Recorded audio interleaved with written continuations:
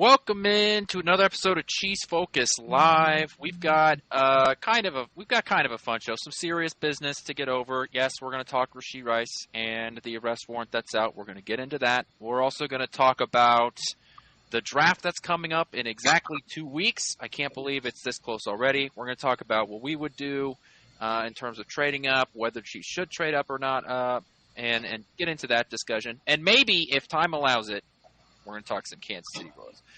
But this is gone tonight, so it's just me, Quentin Morris. We got Caleb, the professor, and the old man himself, JP. Two guys who are willing to give up literally everything to trade up for Marvin Harrison Jr. Let's get into it, gentlemen. I want to really quick give a shout-out to Thiz. Happy anniversary to Happy your anniversary, wife. buddy. And enjoy the evening. You guys don't get a whole lot of them with all those damn kids. So enjoy what you can, man. Anyway, I wanted to tell him happy anniversary and enjoy his time. So with that being said, let's get right into this thing. Yeah, let's start off with the serious news before we kind of lean off into some more fun stuff. So for those of you that don't know, an arrest warrant has been put out for Reshee Rice. I'm just going to read off the ABC affiliate, Dallas article here. So their ABC affiliate, Channel 8, down in Dallas, put out a great article that breaks things down here. He faces 8 charges, all of which are felonies, 6 counts of collision involving bodily injury, 1 count of collision involving seriously bodily injury, and 1 count of aggravated assault. That comes straight off the warrant. This, I think, is important to add context. In the article, they talk to Dallas defense attorney George Milner. He says that he isn't likely to face prison time, considering that the injuries involved in the crash weren't critical. Quote, if he is well represented, he won't go to prison, Milner said. I don't think any of the victims want him to go to prison. I don't know that for certain, but most of them want to be compensated, and that's for his case. And that's the play for his case. So I think it's important to bring that up. I will also say that there is still a chance that more charges could come. There currently right now aren't any charges for him leaving the scene. There aren't any charges for possession of the marijuana that was in the car. Now, I'm not saying that any of those charges will come. I'm not trying to speculate anything involved in that. I'm just saying that there is still a chance that more charges could come his direction. This is just what the police have put out on his arrest warrant for right now. And, that's it. Right now, we're still kind of in the speculation phase. Both the NFL and the Chiefs have, not commented on any penalties coming his direction. This is continuing to be a developing story. And, we now have that sort of next step to where there's now an arrest warrant out for his name.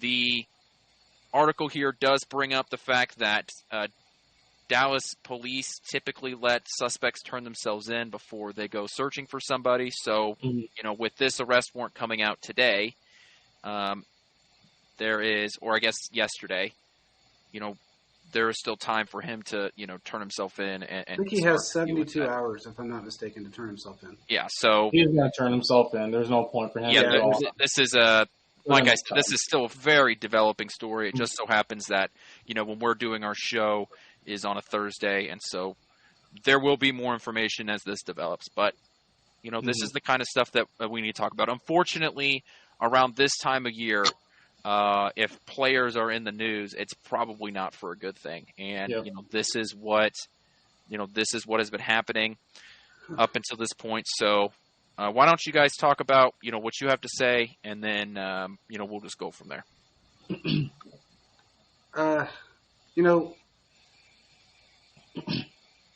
I want to say this without pissing people off, but if it does, oh well. There's been so much speculation on social media and within the news, and the Mike Florios of the world, Jesus Lord, saying things that, just are uncalled for, unheard of. He's 23 years old. I'm not condoning anything he did. It was stupid. He knows it was stupid. But, everybody makes mistakes.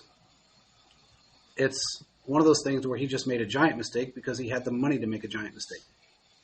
Everybody out there saying, well, you didn't see me out running a Corvette and a Lambo at 23 years old. That's because you couldn't afford one. You can't. You don't know what you would have done at 23 years old if you had the money to do so. So let's not condemn him for something that was a giant mistake and make him out to be the biggest piece of crap on the planet, because he's really not. He's a good kid. Everybody that I've spoken to that knows him, that's around him, from the team to friends to everybody, said he's a great kid. He has no enemies. Mm. And as far as that attorney is concerned, he's right, because another attorney had said the exact same thing. He was not going to keep this thing. They want to be paid.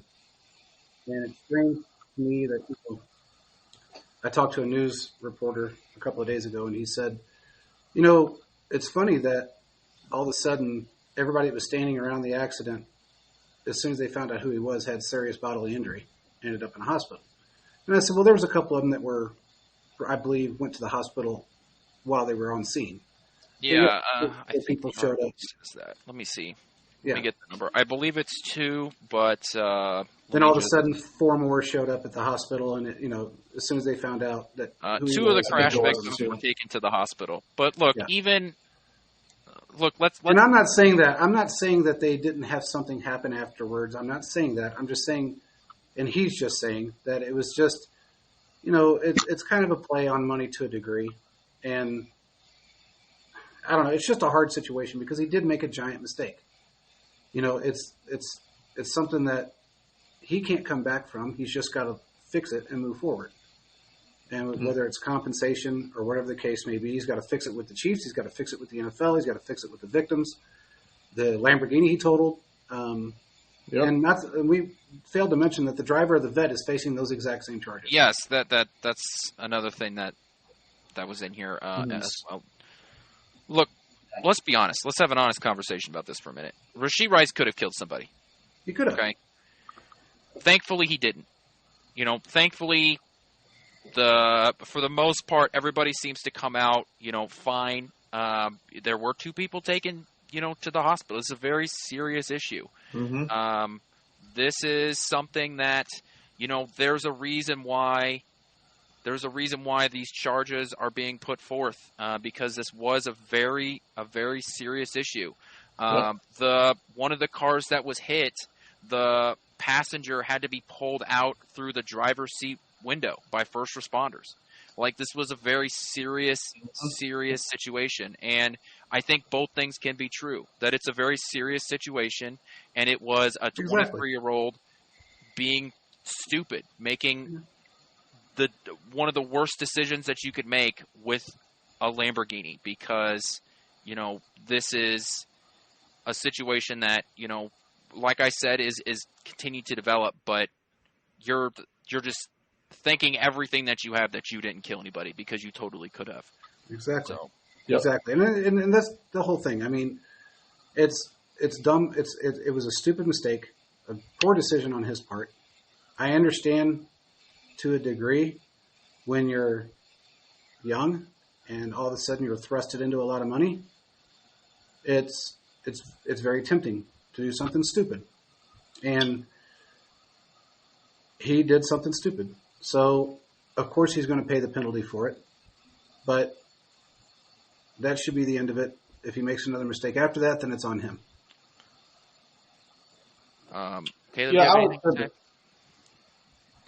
I was kind of share the same sentiment. It's just one of those things where, again, we really don't know much. We know a little bit what happened. Again, no one died, so that's a good thing. And we're going to see things play out with this, and just hopefully we can learn from the lesson, and hopefully this be a reminder to the other people, like, hey, you got this money and everything. You can't be doing silly things like that, because actions have consequences, rather positively and or negatively. So that's all I have to say.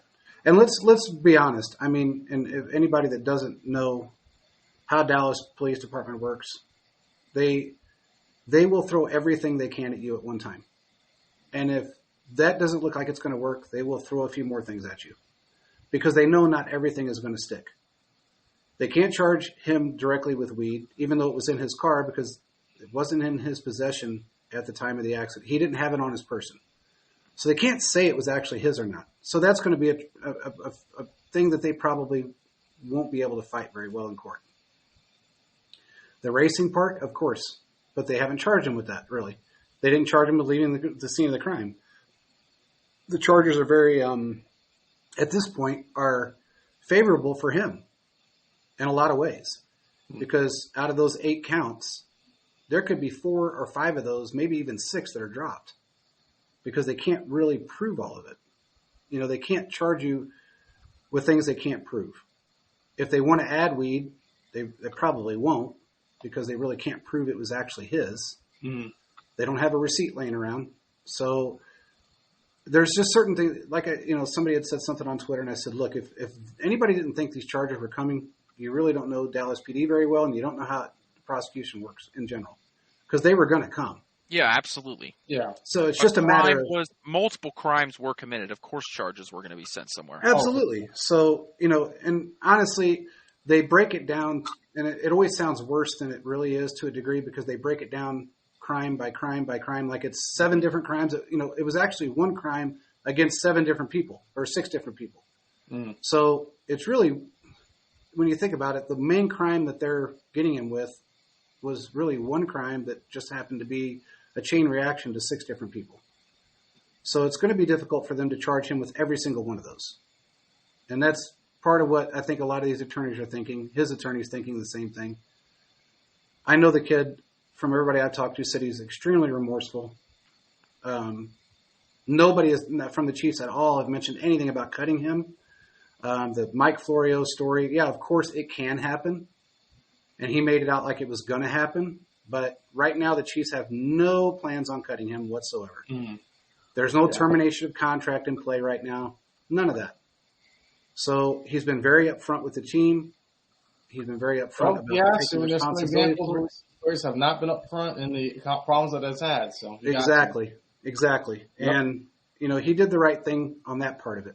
So it's just going to be a matter of time. Time will tell. And by the time it's all said and done, he may get 6 or 8 games. It may get reduced down to 2. A lot of people think he's not even going to get 2 games. I have a feeling he's going to get more than 2 because he was a rookie. He's new to the system. It'll be one of those things where we may hear something later in this season, maybe next season. Yeah, it's going to drag out. Yeah, because we saw this with Frank Clark, right, where, he had a gun charge in then another gun charge. Yeah. and then faced the suspension in 2023. So, this is one of those things that the NFL, post I forget the incident that caused all this, but the NFL is no longer as quick to the trigger anymore. No. Because of the Ray Rice situation, where it was, the NFL was so much faster to the trigger when it came to giving suspensions and stuff like that, and then now they will wait until everything sort of wraps itself up, and then the NFL will react. So this is sort of where we're at now on the NFL side. Because nobody was seriously harmed, and because there was no, at least up to this point, there's no evidence that there was any other substances involved, I still think that there's going to be no suspension to 2-game suspension. I still think it's on the lower end, but we're just going to have to wait and see. Yep. No, I agree. In terms of the draft, one transition from this into the draft. Do you think this incident makes it to where the Chiefs need to draft a wide receiver more in the first round than what they were going to do? Does this situation affect their draft board at all, or should it? I don't think so. I don't think it should. No, and I don't think it should. I mean, they're going to take a receiver regardless, but I don't think this will make them take one in the first round, unless, heaven behold, Marvin Harrison Jr. somehow falls to them, which will not happen. But someone that caliber, Malik Neighbors, falls down the board. Yeah. That's the only way they'll take a first-round receiver. Yeah, I don't see it happening either. I can't see this changing their outlook, given the fact that it is going to take a lot longer. He's been very responsive with the Chiefs, and they do have a pretty good receiving core right now. I think they'll go ahead and draft where they draft. Now, do I think they're going to trade up at some point? I almost have a feeling they might. It just depends on if certain players in play. But I don't think it's going to be for a wide receiver. They're not going to trade up for a wide receiver. I don't see that happening. Maybe a defensive player. Maybe. Yep. Or a tight end. But Nice. yeah. But yeah, I can't see him trading up for a wide receiver. Or yeah, I just can't. I don't see this situation causing that. I should put it that way. Yeah, I don't think that it should change your draft plan because I think, Caleb, you're right. Look, they obviously should already have drafting a wide receiver as one of their priorities. Mm-hmm. So don't really change their plan. I think that if you remember, they traded up for McCole Hardman because of what happened with the Tyreek Hill situation, Yep. and that seemed like a panic pick, right? Where they had him on the board, they were interested in him doing it. Tyreek Hill situation hits, and they're like, we have to because we just don't know what's going to happen. I think also.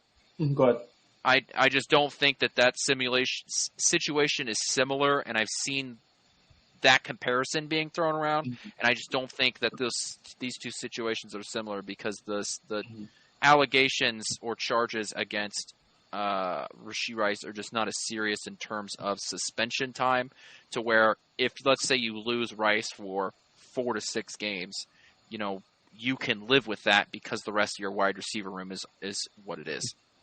And what I was going to say is that 2 different situations, plus Tyreek Hill got in trouble beforehand, and it's kind of like, oh, all right, what did he do? He did something that previously looked similar. That's what people were alleging and saying, but then we find out things were different. But then the Reshee Rice situation is the first time we've heard that he's gotten into trouble to this extent.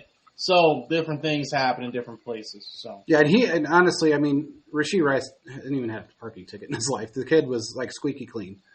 And you're right, Caleb, 100%. I mean, there was 2 totally different, and to kind of rebut a little bit of that, they did trade up a little quicker because of the Tyreek situation, but McCole was not ever on the draft board because of Tyreek. He was on the draft board to replace Sammy Watkins. Yeah, but we talked about this before. Yeah, Sammy Watkins replacement. Exactly. He wasn't there to replace Tyreek Hill. He was there to replace Sammy Watkins because they knew that Sammy had so many injury issues and it was causing so many problems as far as play sheets and everything else that came along, trying to plan for a game. I mean, the guy stubs his toe and he's out for 2 weeks. So it was one of those things to where, okay, we like this kid. We think he can fit within the system. He's going to replace Sammy in a year. But then when the Tyreek situation came up, they didn't know how it was going to play out. So yeah, they moved up a little bit. But it really is. He was drafted, period, to replace Sammy Watkins. That was what the original plan was. So, but with Reshee, I can't see this. I just can't see it happening. I mean, they were always going to draft a wide receiver. There's They no have doubt to. about that. The way they're operating, they're doing cheap budgets, 1-2 year deals, rookie deal guys. Yeah. They're always going to bring someone else in every year. Absolutely. That's a new person to play with. And honestly, it was a home run with Reshee Rice. So why not take a swing for the fences and do it? And he wasn't even a first round receiver that people were talking about. So. Exactly. So I see that, now the only thing I will say is if for some reason, which I know this is not the case, if they didn't plan on drafting a wide receiver at 32, they may now. But I don't know, man. I just don't see it. It's where it falls there, though, I feel like, too. Yeah, and you're right. You're right. So it really, like I said, it's just going to depend on, I don't think it's going to change anything, but Veach and Andy already have a plan in place. And I can guarantee you they have this plan in place because they know that something like this can happen. This is not the first time we've had an issue with an offensive weapon, and it won't be the last. Just like it's not been the first time for any other football team. Mm-hmm. The difference is that Andy and Veach put a plan in place just for this reason, a precautionary plan. They're a step ahead of that. So we'll just have to let it play out. Yeah, and I'll say this too because it happens so far away from the draft, right? There's so much more lead up time to where you are able to, develop a plan. You are able to sort of read the situation just because you have time on your side in this case. Whereas the Tyreek Hill situation, I want to say it happened the week of the draft, or it happened it did happen. I think it happened, or it might have happened like 2 days before the draft started. Everything and so came out. You just didn't have time on your side. That's why it felt like such a drastic move to happen. Yep. Well, anyway, I mean, it was a good observation, or a good question, but I don't see it changing anything at this point. So they may go from plan A to plan B, but it's not going to change much. Mm-hmm. Anyway, All right, let's let's head move. into our hypothetical of the evening. What would you guys want to move up? Do you want Kansas City to move up? If so, how far do you want them to move up? In just the first round in general, or any Yeah, round? yeah, yeah. In the first round, right now they're picking at 32. Where do you Mhm. guys want them to move up? Do you want them to move up? Do you want them to move back? Where do you guys feeling right now? We're a couple weeks before the draft. How you feeling right now? I feel like the Chiefs, if you're going to move in, the sweet spot that I always found out, and they've been able to get good players, is from about, say, pick 19 to 26. Yeah. That's the sweet spot. That's where they've been able to get some really good guys like McDuffie. I think Carl Loftus was in that mix a little bit there somewhere. But 1926, if you have the draft capital, you can move up there. And I feel like they could take a cornerback or maybe a defensive lineman that falls, or maybe if and only if a tight end were to fall, that's a high caliber. That's a top 10, top 15 pickup slides down the board. That's what I believe. That 19 to 25, 26 range, that's where you can get some guys I think that could help. Example, CeeDee Lamb was supposed to be a top 10 pick and fall away to the pick 17 for the Cowboys. There's many different examples where this has happened. I think Joey Porter Jr., I think he was supposed to be like a top 15 pick, and he fell to like the end of the first round and got picked up by the Steelers. So there's some things that could go the Chiefs' way because, again, there's going to be a run on the quarterbacks at one point. There could be a run at the wide receiver. You never know, but it's going to cause a whole draft board to change. Everything's going to be different. Absolutely. And if you remember on Joey Porter Jr., everybody thought the Steelers were going to trade up for him because of who his dad was. And they didn't have to. So it was one of those things. They just Exactly. And a lot of this just depends on, everything changes up to the day of the draft. Mm-hmm. An hour before it starts. Everybody changes their tune about who they're going to go after. They have 5 guys in mind in that first round, and unless they're going for a quarterback, and then they start seeing other things come along, and then they change their tune a little bit. I don't know that I would care if they did or didn't trade up. Now, I will say this. There is one particular player that if for some reason he falls, which I think he will a little bit, I don't think he's going to fall too far, but if they're able to trade up with a particular team that I think they're going to be able to trade up with, and it's going to be really high in the draft. I mean, as far as you're talking about between 6 and 10. I'm just going to put it that way. I'm not going to say the team. I'm not going to say anything about it. I just draft the reason I'm saying but the second coming or Chiefs team is never going to let the guy hear the end of it on Twitter. Well, the only reason I'm saying that is because I believe, from what I'm hearing, that there was a little bit of a kind of a deal made with a certain team. Oh, well, the reports are out there that the Cardinals have already talked to Kansas City. It wasn't the Cardinals, but yeah, they have talked to him. That's one. Now, to me, that is not a case of Kansas City trading up. That's a case of Kansas City trading out of the first round. So, to me, that means that if we're looking at what the Cardinals have, I guess I can just pull it up in front of me right here. We all know the Cardinals have the 5th round pick, right, overall.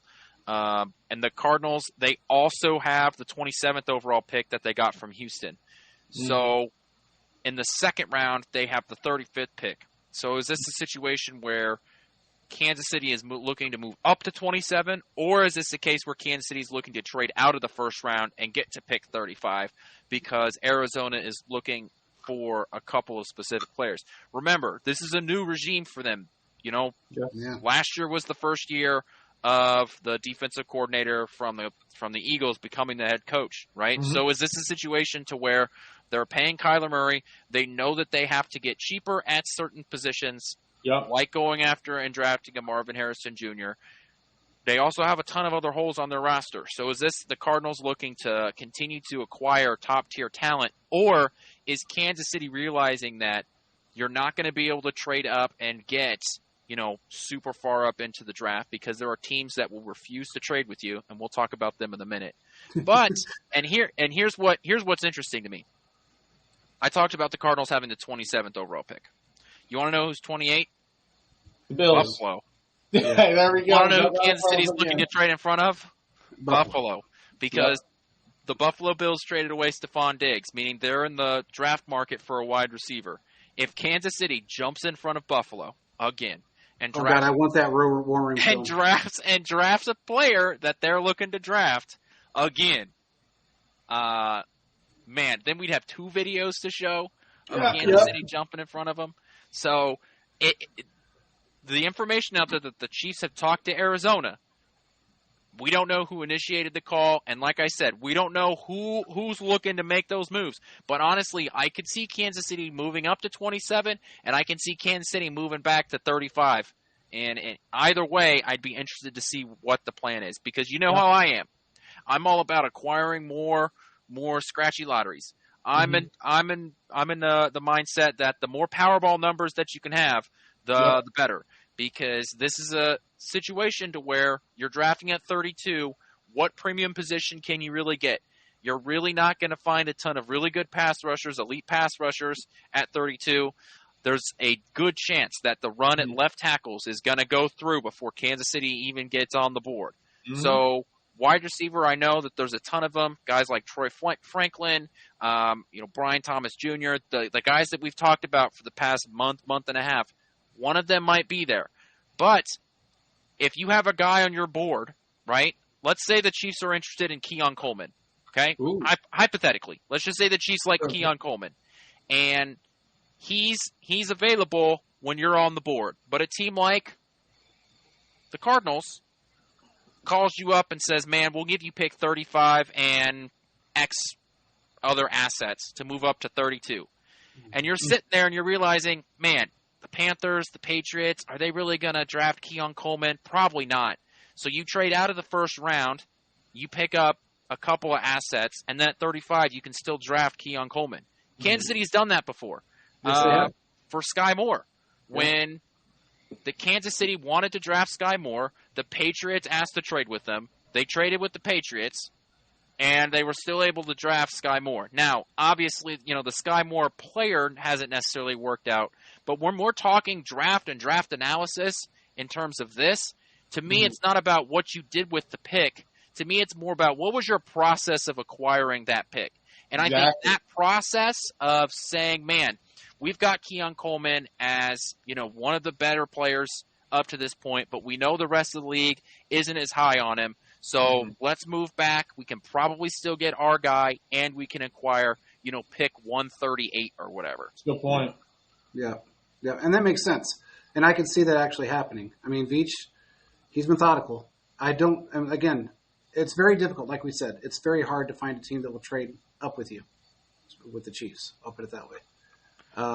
And we know that, right? Because there have been 2 wide receivers that have been traded this offseason where Kansas City was on the no-trade list. That's right. That's right. Kansas City is getting embargoed by the rest of the league.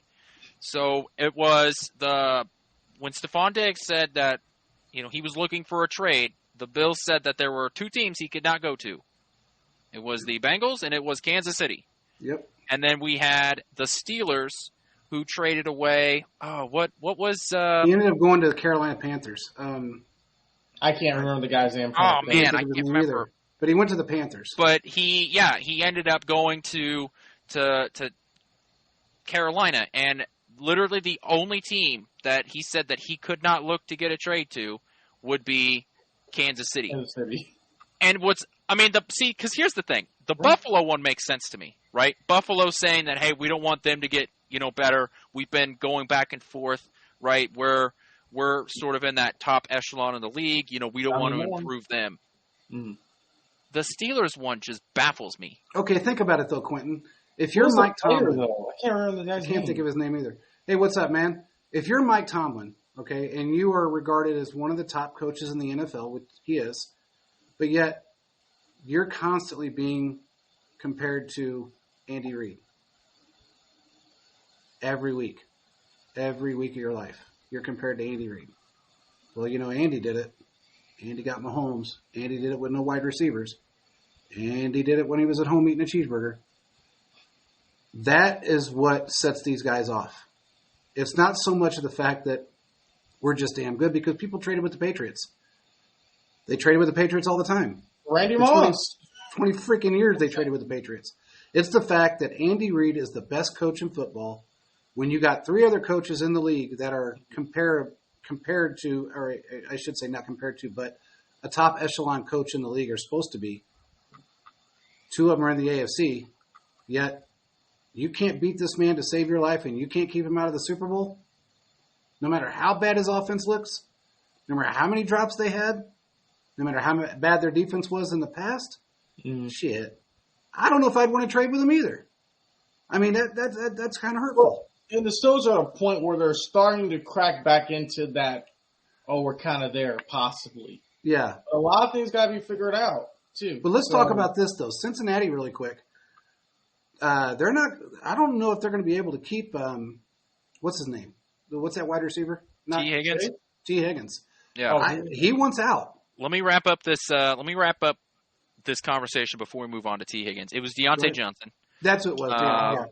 It was Deontay Johnson, and I'm just interested to know if this is going to be a precedent moving forward to where teams around the AFC, like I said, the Bills one makes sense. The Steelers one still because if Kansas City had a offer for you and you just went ahead and went with Carolina, that to me that says a lot about how the rest of the AFC feels about Kansas City, and it makes me wonder if the Chiefs are going to once again have a difficult time moving up in the draft. Because remember, last year, Kansas City tried to trade with multiple teams up in the draft, including the Cowboys. Cowboys, oh my God. And nobody wanted to trade up with Kansas City, or no one wanted to trade with Kansas City to allow them to move up. So that's why they opted staying to where they were and to draft FAU. So this is something that I want to keep an eye on, and it will not surprise me if, let's say, once again, let's pick a team. The Dolphins at 21, or even if you go to like 17 with the Jaguars, which I think would be very expensive to move up. But if you've got the Dolphins at 21 and you're trying to move up and to right around that area, that early 20s area, and nobody wants to do it with you, especially when you're in the AFC. That's why it was very interesting to me when the reports came out that the Cardinals and the Chiefs were in conversations about their draft picks, because we may have found a team that if there's their guy sitting at 27, Kansas City may be able to move up and trade with the Arizona Cardinals. Good point. There's another team out there that trades well with the Chiefs, and that is Minnesota. They do trade well with the Chiefs during the season and during the draft. So do the Giants, for that matter. Minnesota does have the 23rd pick that they acquired from Houston, which is originally. This is that like web of like where all these draft picks come from. Where did they go? The 23rd pick is originally supposed to be the Cleveland Browns pick, which Houston got through the Deshaun Watson trade, and then Minnesota picked it up because it looks like they're acquiring ammo to trade up for a quarterback. Ooh. So we're going to go back one of these days, and we're going to get one of those like 30 for 30s or whatever of like the impact of the Deshaun Watson trade. And it could hypothetically be that Minnesota gets their franchise quarterback because of the Deshaun Watson trade. Very well. This is the craziness that is the NFL draft and where all of these draft picks come from. Because, so funny the web of where this pick comes from, and then it gets traded over here, because these NFL teams view, if it's not your 1 through 7 pick, they view these other picks as like extra asset. It's like bonus. Exactly. And so the wheeling and dealing that happens with these draft picks is just fascinating. All right, let's talk a little T. Higgins as that. That's a saga. That is a saga right there. I'm telling you, this guy doesn't want to be there, and everybody is saying that their sources through Cincinnati are saying this is going to be a draft time trade. If he's traded around the draft, oh my God! I mean, I don't know what they're going to do. I really don't know what they're going to do. They don't have anybody left besides him and Chase at this point. So it's going to be interesting, man. I'd love to. I don't think he's going to be there. I don't think they'll re-sign him. He wants out. And he's made that very clear. If he garners enough picks, then they will make the move. As Quinn said, deadline makes deals. So yeah, here's the thing. If you're whatever team you think is interested in trading for T. Higgins right now, there are plenty of wide receiver needy teams, But the draft is right around the corner. Why would Mm-hmm. you trade for T. Higgins before the draft? That's Why what I'm would you saying. It's a trade? draft time It trade. would surprise me. Why would you if that trade for happened. him during? Because if you're that needy for a wide receiver, there are 6, 7, 8 first round ish wide receivers available. The only reason And you do that, Quentin, is because you don't have the wide receiver coach or the coaching staff to be able to bring these guys up to par that are coming out of college. You want somebody that is already established, that knows how to play the game, that has got the credentials. And I think a lot of teams look at it that way. They don't have the coaching staff to make a wide receiver top dog the first year. And that's what they're all looking for right now. Everybody's looking for a reason to knock off somebody else, whether it's the Chiefs, the Ravens, the Bengals, or the Bills. The Bills not so much because they're not going to be very good this year. But those teams, the first three, yes. And I think that's the reason why, dude. And honestly, the Texans are the same. The Texans right now are the other team to beat in the AFC. Yep. So I think that's the reason why, dude. They don't have enough confidence in their coaching staff, so they're looking for somebody that's already established in the league.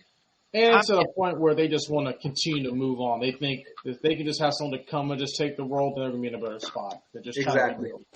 yeah, like from the Bengals' perspective, God forbid, I'm a Bengals fan, and I'm putting on my, no Super Bowl winning hat, and I'm thinking about, okay, from a draft perspective, from a team development perspective, trading T. Higgins is the best thing that you can do, right? Getting the assets for him. I don't have to pay him. I got my use out of him, and I can try to acquire draft picks for him so I can move on and try and draft the next guy. I've got my true number one wide receiver. Everybody else that's in this wide receiver room is going to be a circus of just different guys all the way through Joe Burrow's career because I'm paying my quarterback and I already have a number one wide receiver. Okay? So that right there, I 100% agree with the notion of I'm going to trade T. Higgins instead of paying him. Mm-hmm. Then it comes to, well, you need two to tango. So who's the team that you want to trade with in order to move up and get a guy? And the teams that I'm looking at here that I'm like, okay, yeah, they could use a T. Higgins, right? He's a top one fringe, or he's a top two fringe one kind of wide receiver. I'm looking at these names and I'm like, okay, you're high enough into the draft to where you can get a better talent than T. Higgins. Mm-hmm. Why would I go ahead and do that? And you have to remember they have to pay him too, right? You trade for a guy that's on an expiring contract.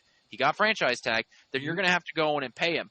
And I'm just like, okay, the Saints, no, they're not. They're not going to trade for him and then pay him. The Steelers have a long history of developing their own wide receivers. The Rams at 19, they have Cooper Kupp, and they have they just drafted a rookie wide receiver who ended up with the most yards out of the rookie class, and they drafted him in the 5th round. Mm-hmm. So there's just not a lot of teams that I'm seeing here. The Raiders, maybe. Well, they're an unproven offense, dude. They're an unproven offensive. They don't have any offensive coaching. Huh? I said, this guy's going to be traded to the NFC at the end of the day. I don't see him in most likely. I'm just saying they're a team that you could look at and go, okay, that team doesn't really have a proven coaching staff, especially on the offensive side of the ball. So maybe we could trade for him. A team like that doesn't really have a proven track record of being an offensive juggernaut in any way could really benefit from somebody like him. I've got one team that I think might be able to do it. The Green Bay Packers. Young quarterback. I can see that. Yeah. You have and I don't even think you're getting a first round pick for him. I think it'd be ridiculous to get a first round pick for him. But you've got a back end of whatever round, right? They're picking 25th overall in the first round, so it's the 25th in each round.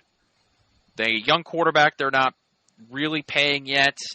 He's not on his rookie deal anymore, but he doesn't have the massive contract.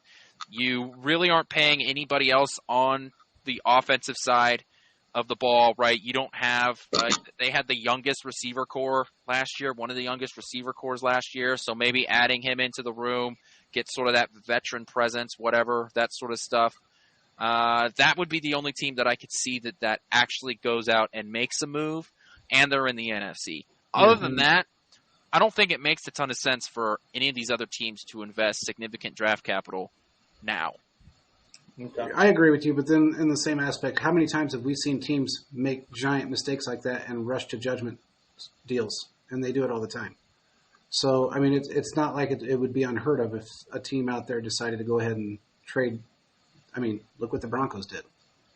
They traded their future Well, the away. Broncos are in a whole different cat. Actually, I know. you're You're right. Whatever You're right. They're just somewhere else. I'm just saying it wouldn't be out of the realm of possibility that a team would make a rash decision and trade off their future for one player. Mm-hmm. Just saying.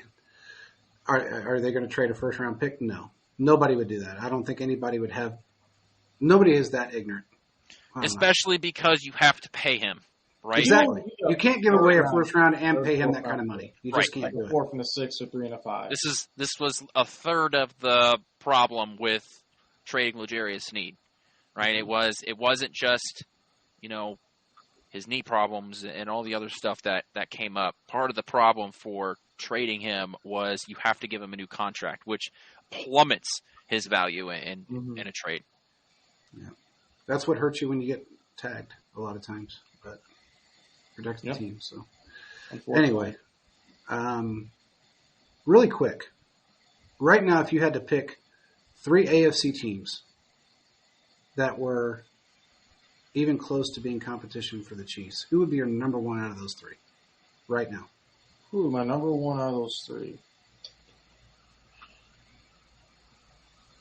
I would say the Ravens. Okay. That's my pick. That's your pick? Yeah. I think the gut reaction Always going to be there. I think the gut reaction is to be like, well, it's the Texans, right? I think that's the gut reaction is to go, well, it's the Texans. C.J. Stroud, looks already like an elite quarterback. They just got a upper level talent wide receiver on top of what they already had. They've got some serious defensive talent, and they've got a bunch of picks. I think 8 or 9 picks heading into the draft. Mm-hmm. But I think I want to slow down a little bit on the Texans just because some context around it. Last year they had a 4th place schedule, right?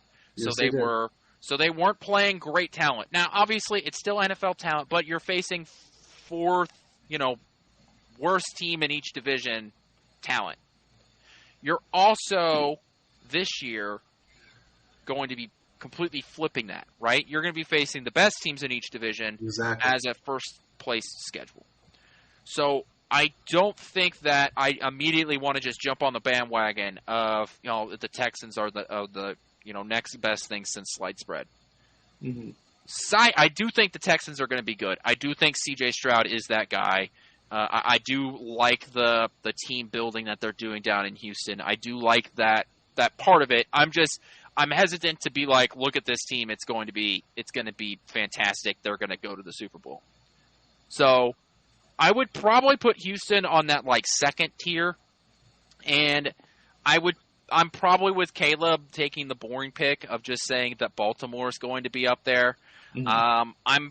I'm down on the Bills. I don't know how you could be excited about what the Bills have done. They're doing a mid-season rebuild, or a mid-Josh Allen, rebuild to where they have the quarterback, but they continue to need to put pieces around him.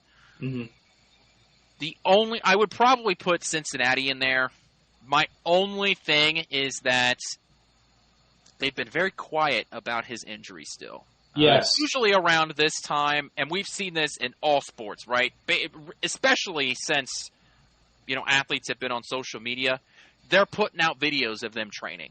And right? he's not. You haven't seen one about him. Anything. Nothing. And that's worrying, right? When the Royals' first baseman Vinny Pasquantino tore his shoulder and had to have season-ending surgery. After a few months, post-surgery, post-rehab, he was putting out videos of him hitting batting practice. I mean, you could talk about any athlete, right? After they've had surgery, they put a few, whether it's on their Instagram, whether it's on Twitter, whatever. Mm-hmm.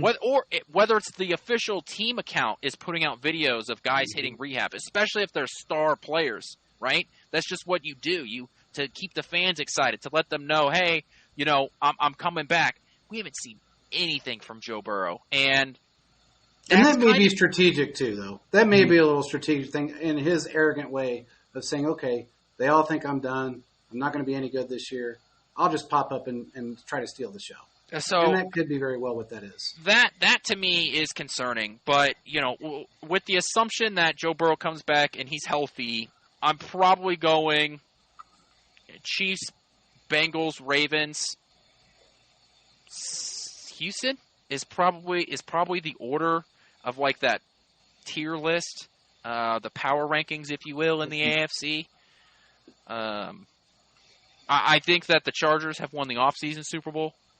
Again, we will be. They always do. Boosting out the Lombardi. There was I don't. They've got to make a trophy for them guys. They have to make a trophy for those guys. I'm sure they we'll need the come up. offseason. Hey, when training camp kicks off, and we see, even before training camp, it'll be like June 12th, right? It'll be the dead of the off season, right?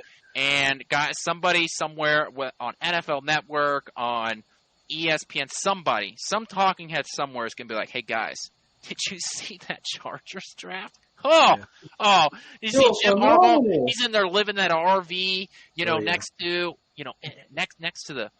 where all the players are hanging out. Oh, my God, dude, Chargers.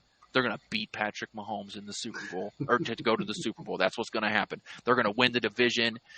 Patrick Mahomes is going to have to go on the road again. He can't do that 2 years in a row. Chargers are going to the Super Bowl. Let's go. That's going to happen. And it's going to be like June 12th. And we're going to have to come on this show, and I'm going to be like, are you fucking kidding me? Can we just move on? Okay, now I got to waste my breath to talk about how dumb the kind of crap that comes out of your mouth is, and it's going to be a whole thing. All right. Who's the king of that is Steve Reich. That dude is always talking up the Chargers every year. Caleb, do you remember the year that he said it was? I think it was 3, 4 years ago. He said, "This is the Chargers' year. They're definitely going to the playoffs. This is the team." He was on NFL Network, 20-minute segment about this. This is the team that is going to take. Oh, it's always on Good Morning Football. Oh, this was like his own show. This is the Chargers or the Broncos. This is their year. And then when they got blown out of the playoffs, or no, they didn't make it to the playoffs. The Raiders beat him that year and kept him out of the playoffs. I sent him a message on Twitter and I said, "So, what happened to your Chargers?" I remember this. Well, they lost. What do you mean? I said, "I know, but they were going to beat the Chiefs, and they were the team to beat." Well, I guess they weren't. Never said another word again. I mean, I thought it was great. That was one of my favorite all-time conversations on Twitter alone. Was just arguing, just giving him crap about that. But he did it every year. And it's weird. He's a big baseball fan from St. Louis, but yet he I don't know if he's got a thing against the Chiefs. I don't know what it is, but he picked the Chargers every year, huh? He's from It St. could be Louis. that could be it too. That could be it. Just that alone could have did it. But yeah, it was kind of comical. I mean, I thought it was funny. But yeah, man, I don't know if I have the Titans that low or the Texans that low. I can't. We need to see how they play, and I do agree with Quinn. They need to look how they face against some adversity. But I got to say, I am not sleeping on the Titans this year. I know they're a sleeper team, and nobody's really thinking they're going to do a whole lot. But they picked up some really good weapons, and I think they're a team that they're sleeping on right now. I wouldn't be surprised if they're a team that gives everybody else a little bit of a push. And you just don't know. But I don't know what their quarterback's going to be like. Everybody's really high on him down there, and a lot of a lot of people are high on him. But I don't know, man. I got a feeling they may be a team that has a pretty decent record this year. Now, are they going to be a rival for the Chiefs? Probably not. But they're going to be a team that you can honestly say this might be a good football team this year. They're putting the right pieces in place. My pre-draft sleeper team, I think you're in the right division, wrong team. Who are you thinking? I think it's Indianapolis. They almost made the playoffs with their backup quarterback. Almost ain't good enough. I think that, we didn't get to see a lot of Richardson, when he was playing because he hurt his shoulder, a non-throwing shoulder, I believe. But he was already interesting coming out, right? He just didn't have a ton of on-field experience, and he was throwing the ball well, running the ball. I think that team has a lot of talent around them too. To me, it's just if you can make it that far without your starting quarterback, right? And I know Gardner Minshew has a, almost cult-like following, but He really does. It's kind of strange. It's almost weird to me. I mean, Minshew magic. it's a lot like Fitzpatrick, right? Fitzpatrick had that, Yeah. sort of cult-like following for a while. But look, when you get that far with a backup quarterback and your starting quarterback, we saw the talent both in college and to start his NFL career. Yeah. I think that's a team that I would pick over, definitely more than the Titans. Plus, like I said, I like the way that they sort of built their team.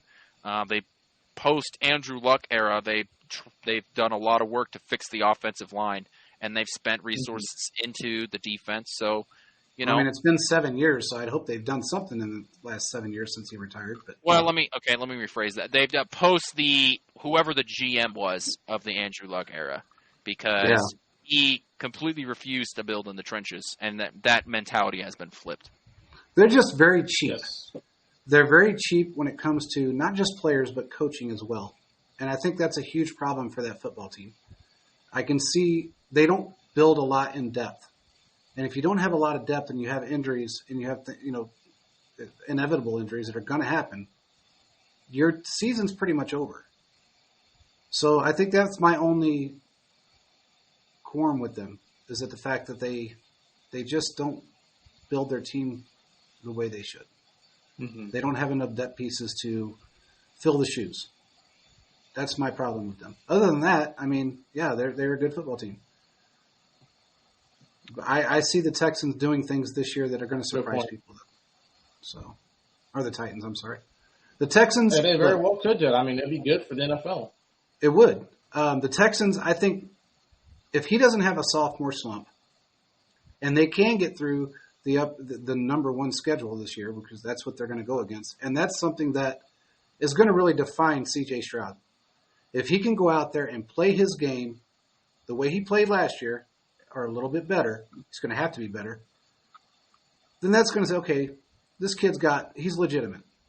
I like the way he played the game. If I had to pick him over 3 other quarterbacks in this league right now, I'd probably pick him.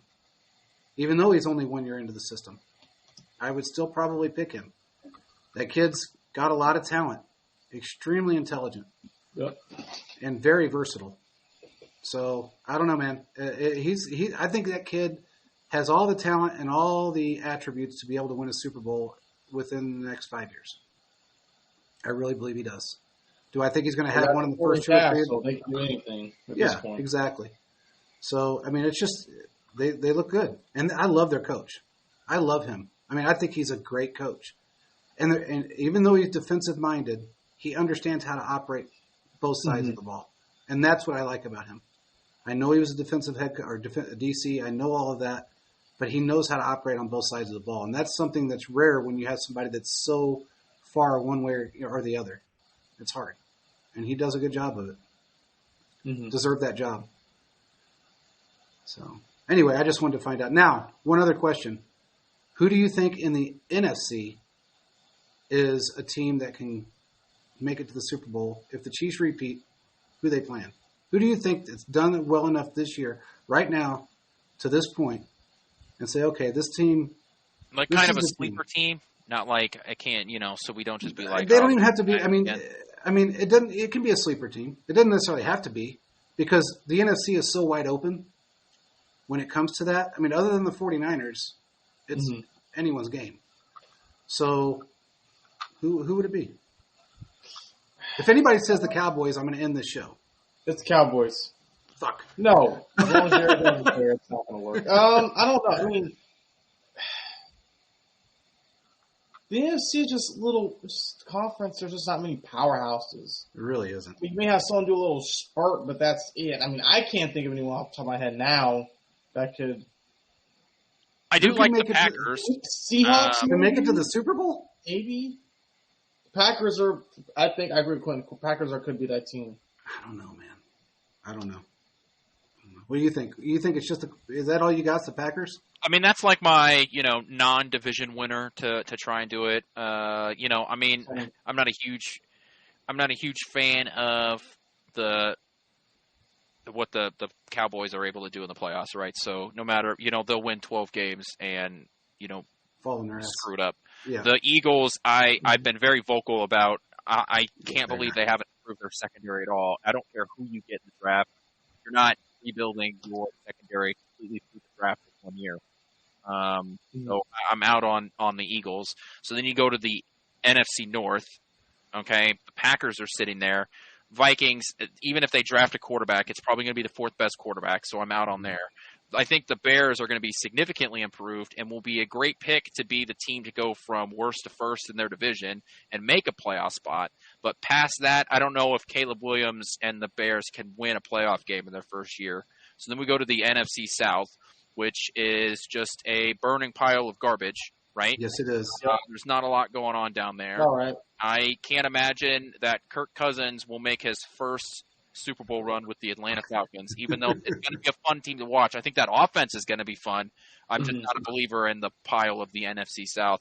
And then you head out to the West, and you've got Rams, post Aaron Donald, another Matt Stafford. The Cardinals, I'm interested to see what they do in the draft, and Kyler Murray is fun to watch.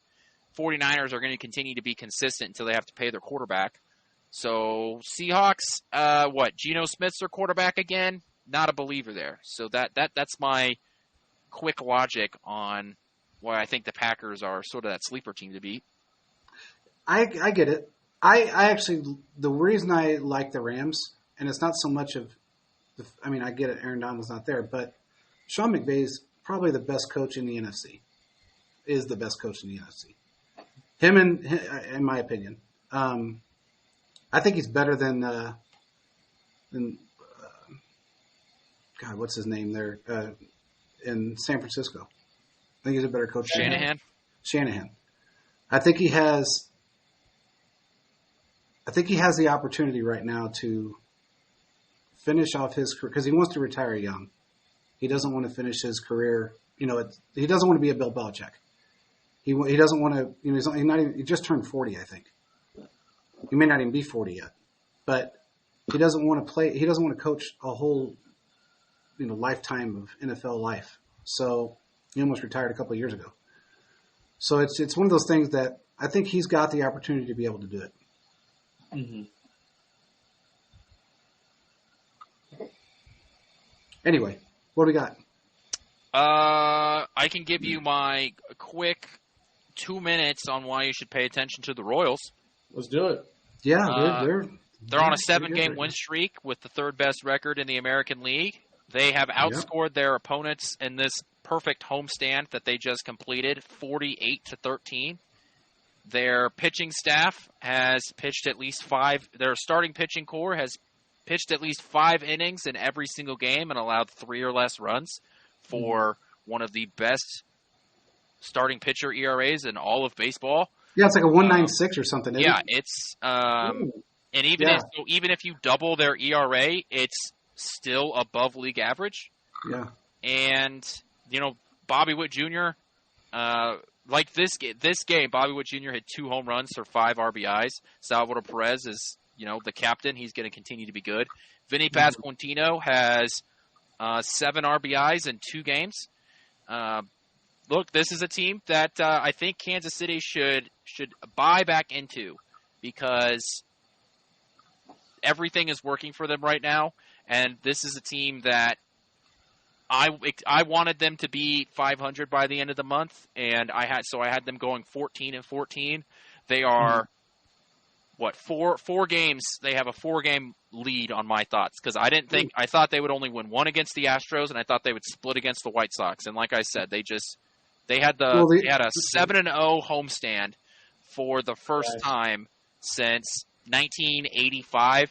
Now, in the defense of the Royals, 7-game homestands is an odd number, so I don't know how many opportunities you have to win 7 straight games at home, like a perfect homestand like that, because 4-game series, it's insanely hard to win 4 games in a row with the same team. So 7 to win 7 games in a row, like to have a 7-game homestand, is kind of rare to do, just because of the way the schedule worked out. But yeah, pay attention to the Royals. And if you're complaining that it's because you can't watch them, you can listen to them for free on the radio at 610 or on 610sports.com. You can just, listen to them. Jake Eisenberg is great at his job. And, Denny Matthews is a Hall of Fame broadcaster. Denny Matthews, man. I can't believe he's still doing it after all these years. Yeah. He only does home games now, but, he has literally been there since the Royals were founded in Kansas City. I know. Perfect. Yeah, he's been around for a long time. Well, that's cool, man. The only thing I would have to say to that is they did play the White Sox, and the Astros are beat to death. So they got a lot of injuries on that team. So, I mean, I'm glad they're doing so well right now. I just want to see how they do when they play, like, the teams that are above them, like the Yankees. And they have been, how about, here's this. They have been either down by 1, tied, or winning by 1 run in every single game. Well, that says a lot. So they have not been the team that's been, blown out by the first inning. In fact, they literally scored 9 runs in the first inning against against the Astros today. Yeah. So, look, this is a fun team to watch. Obviously, the starting pitching is not going to stay at the level that it is. The bats, all the bats being as hot as they are, is probably not. It's probably not going to stay the way that it is right now. But you know what? Enjoy it while it lasts, because Kansas City is half a game out of first place in the American League Central. That's right. That's right. Well, I don't know what else we got, guys. We appreciate everybody for joining. If all of you guys would actually go on YouTube and just give us a subscribe, a like and subscribe, that would be great. Buy us a cup of coffee. And with that being said, we will talk to you guys again on Tuesday with some more news and updates. Oh, one quick thing. Thiz and I are trying to put together a show for the draft, and we want to involve the fans. So make sure you got your notifications on, because we will be putting that out as soon as we get everything put together. So make sure you're paying attention for that, and we will talk more about that as the next coming week. So that's it. We will talk to you guys again Tuesday. Peace out, everybody.